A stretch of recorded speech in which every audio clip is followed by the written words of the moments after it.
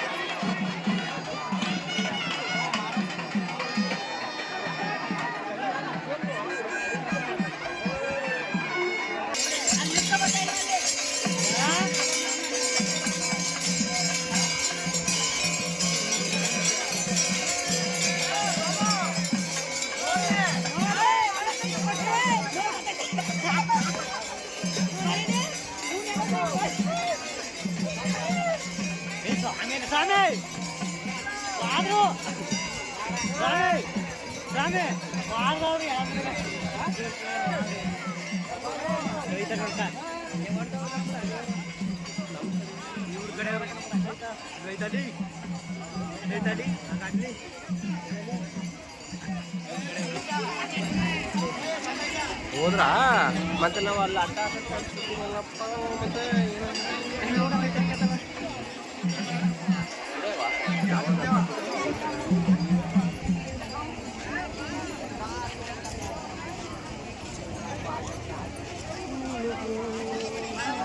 ದೂರ ಹೋಗ್ರಮ್ಮ ಮಂಜೂರು